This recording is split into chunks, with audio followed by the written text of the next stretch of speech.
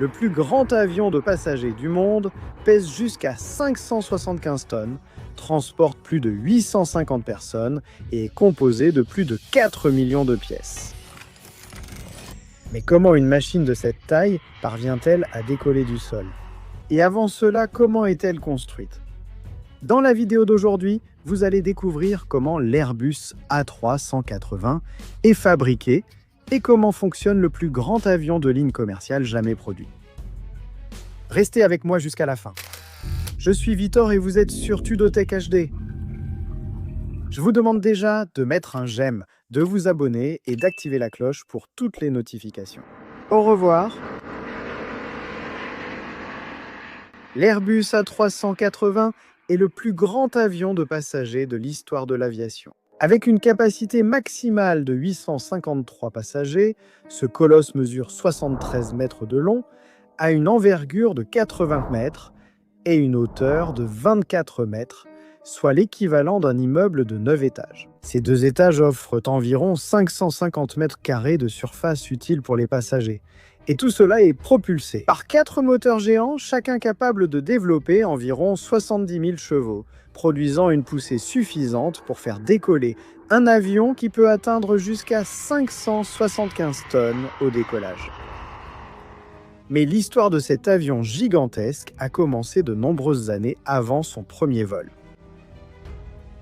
À la fin des années 1980, Airbus pensait que le nombre de passagers dans les grands aéroports augmenterait rapidement. Comme de nombreux aéroports fonctionnaient déjà près de leur capacité maximale, l'entreprise a conclu que la meilleure solution serait de construire des avions capables de transporter beaucoup plus de personnes par vol. Airbus a alors décidé de relever un défi qui semblait impossible, construire un avion encore plus grand que le légendaire Boeing 747 qui dominait les cieux depuis les années 1970. C'est ainsi qu'est né le projet A320 en 1990 qui, après des années d'études et de développement, a donné naissance à l'Airbus A380. Officiellement lancé en 2000, le programme a reçu des investissements de plus de 25 milliards de dollars. Et il a réuni des milliers d'ingénieurs et plus de 1500 entreprises fournisseurs dans l'un des projets les plus ambitieux de l'histoire de l'aviation.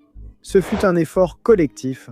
Les pièces étaient fabriquées dans plusieurs pays d'Europe, comme la France, l'Espagne, l'Allemagne et le Royaume-Uni. Comme beaucoup d'entre elles étaient trop grandes pour être transportées par camion ou par avion, une chaîne logistique complexe a été créée, impliquant des navires et des convois spéciaux, qui parcouraient des centaines de kilomètres jusqu'à la ligne d'assemblage finale à Toulouse, en France. Après des années de tests, l'Airbus A380 a effectué son premier vol en 2005 et est entré en service commercial en 2007, s'imposant comme le plus grand avion de transport de passagers jamais construit.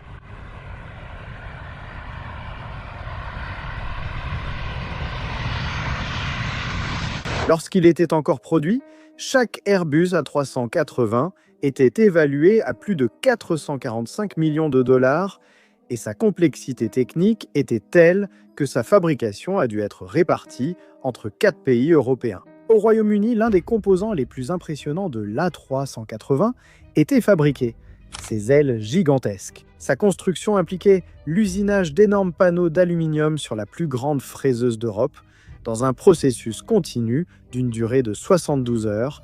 Ces structures subissaient un traitement thermique pour acquérir leur forme définitive. Chaque aile rassemble environ 500 000 composants et abrite approximativement 37 km de câbles et de tuyaux. Elle a été conçue pour supporter des moteurs de 6 tonnes et un train d'atterrissage capable de résister à des poids allant jusqu'à 560 tonnes générés lors du décollage et de l'atterrissage. L'Espagnol a été chargé de produire la section de la queue, un composant vital pour la stabilité et le contrôle de l'appareil. Quant à l'Allemagne, elle était responsable de la production des sections du fuselage. Cette tâche est considérée comme la phase la plus complexe de tout le processus, en raison de la taille colossale de la structure et de la précision nécessaire pour intégrer les systèmes internes.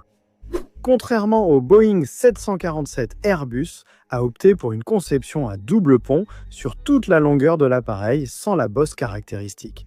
Après que toutes ces énormes sections soient arrivées à la ligne d'assemblage finale à Toulouse, en France, commence l'une des étapes les plus impressionnantes de toute la fabrication. En utilisant des dispositifs de levage de haute précision, d'énormes grues soulèvent chaque segment de l'appareil et le positionnent avec une marge d'erreur de seulement quelques millimètres. Peu à peu, le nez, le fuselage, les ailes et la queue sont assemblés et la structure du plus grand avion commercial de passagers au monde commence enfin à prendre forme. À l'intérieur du hangar d'assemblage, 6 postes de travail fonctionnent comme une gigantesque chaîne de production.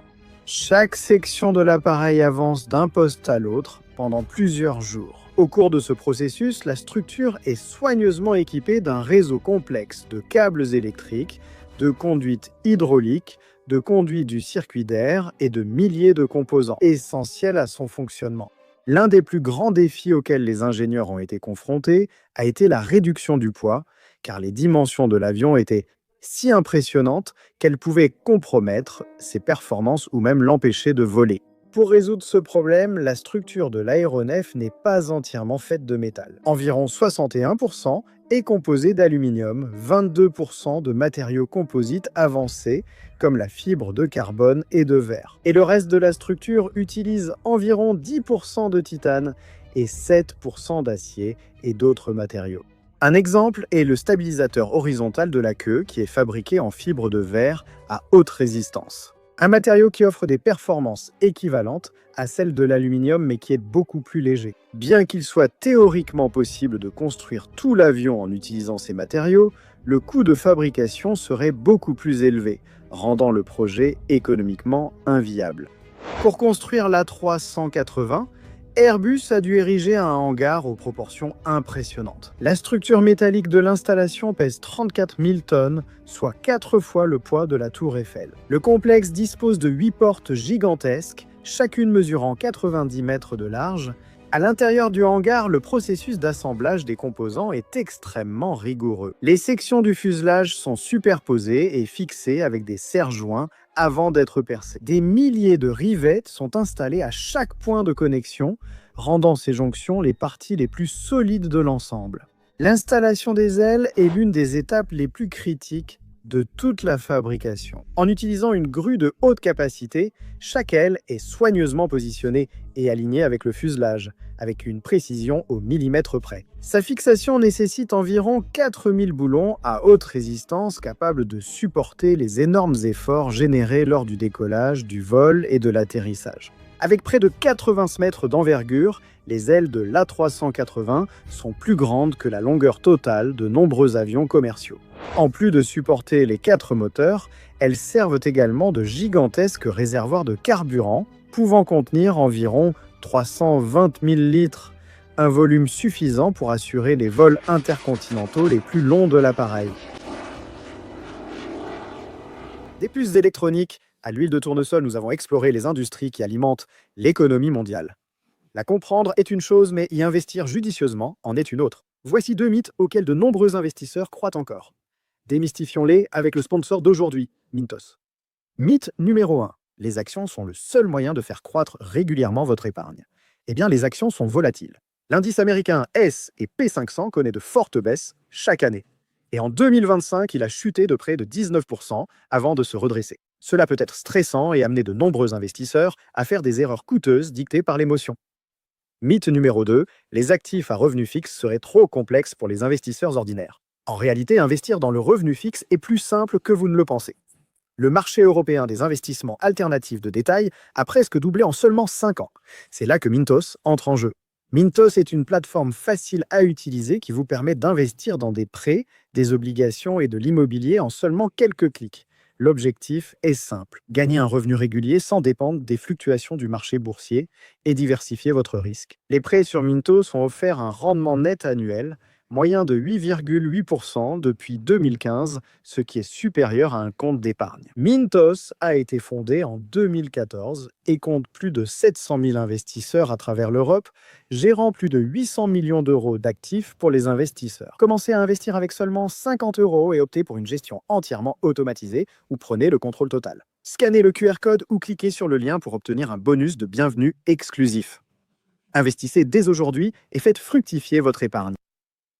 Après l'assemblage des principales sections de l'appareil, commence l'une des étapes les plus longues et complexes de toute la fabrication: l'intégration des systèmes internes. Des kilomètres de câbles électriques, de conduites hydrauliques, de gaines de climatisation et de lignes pneumatiques sont soigneusement installés et connectés. Au total, l'Airbus A380 possède environ 530 km de câbles électriques. Il relie les ordinateurs, les capteurs, les systèmes de navigation et les commandes de vol réparties dans tout l'appareil. Ces câbles fonctionnent comme les terminaisons nerveuses de l'appareil, transmettant d'énormes flux de données et des centaines de volts chaque seconde, du nez à la queue. Pour augmenter la fiabilité, plusieurs systèmes critiques disposent de circuits redondants, garantissant que l'appareil continue de fonctionner en toute sécurité, même en cas de défaillance des circuits principaux. Une grande partie de ce travail est réalisée dans des espaces extrêmement restreints. De nombreuses connexions sont cachées derrière la structure du fuselage, obligeant les techniciens à utiliser des outils spéciaux et des miroirs d'inspection pour vérifier chaque détail. Après la partie électrique, les systèmes de ventilation, de pressurisation et de climatisation sont installés. Pour réduire le poids de l'appareil, de nombreux conduits de distribution d'air sont fabriqués en matériaux composites, renforcés avec de la fibre de verre au lieu de métal. Avec la structure et les principaux systèmes terminés, l'Airbus A380 commence à se transformer en véritable avion de passagers. La structure reçoit une couche d'isolation thermique et acoustique chargée de maintenir une température intérieure confortable, de réduire le bruit pendant le vol et d'augmenter la protection de l'appareil en cas d'incendie. Chaque pièce de ce revêtement est fabriquée sur mesure pour une position spécifique du fuselage, garantissant un ajustement parfait. À cette étape, on installe également le plancher des deux ponts, les escaliers intérieurs, les compartiments à bagages, le système d'éclairage, les sièges, les équipements de divertissement et les zones destinées à l'équipage. Avec tous les systèmes intégrés, l'avion reçoit son train d'atterrissage. Fabriqué avec des alliages d'acier de très haute résistance et des composants en titane, cet ensemble a été conçu pour supporter le poids colossal de l'A380 lors des atterrissages et des décollages. Au total, l'avion utilise 22 roues, chacune mesurant environ 1,5 m de diamètre, installées entre le train d'atterrissage avant et les trains principaux, permettant de répartir ces centaines de tonnes de manière sûre sur la piste. À l'étape suivante, les 4 moteurs sont installés sous les ailes à l'aide d'équipements de levage de haute précision. Chaque moteur pèse plus de 6 tonnes et une fois fixé à la structure, il reçoit toutes les connexions de carburant, les systèmes hydrauliques, électriques et électroniques. Ensuite, les premiers tests de fonctionnement des systèmes de bord sont effectués afin de vérifier que tous les ordinateurs, capteurs et commandes électroniques fonctionnent correctement. Une fois l'assemblage structurel terminé, l'avion passe à la peinture. Avant l'application des couleurs de la compagnie aérienne, toute la surface reçoit des traitements anti-corrosion et plusieurs couches de peinture. Peindre un Airbus A380 nécessite environ 3000 à 3600 litres de peinture, couvrant approximativement 3000 à 3100 mètres carrés de surface. Et cela ajoute environ 600 litres, soit 350 kg, au poids final de l'appareil.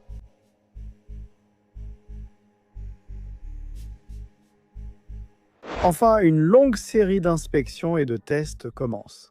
Chaque système de l'appareil est vérifié individuellement avant les essais au sol, qui comprennent la mise en marche des moteurs, le mouvement du train d'atterrissage, les essais de roulage et la validation des systèmes hydrauliques, électriques et de contrôle de vol. Ce n'est qu'après avoir terminé toutes ces vérifications que l'Airbus A380 est prêt à effectuer son premier vol d'essai, marquant l'étape finale avant la certification et la livraison à la compagnie aérienne.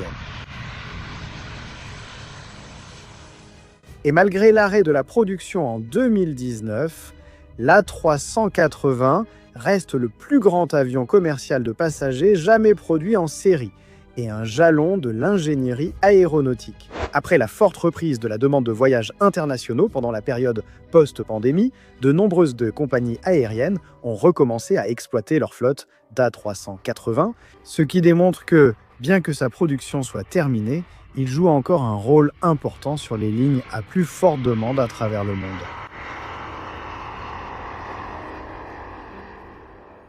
Si vous avez aimé la vidéo, laissez un like et partagez-la avec vos amis. Laissez un commentaire en disant d'où vous nous regardez et ce que vous avez pensé de cet épisode. Abonnez-vous à notre chaîne et activez la cloche des notifications pour être averti à chaque fois que nous publions un nouveau contenu. Merci d'être resté avec moi jusqu'ici. Si vous voulez continuer à apprendre, cliquez sur l'une des vidéos recommandées qui s'affichent sur votre écran. Je prie Dieu de vous bénir, vous et votre foyer. Portez-vous toujours bien. Bisous.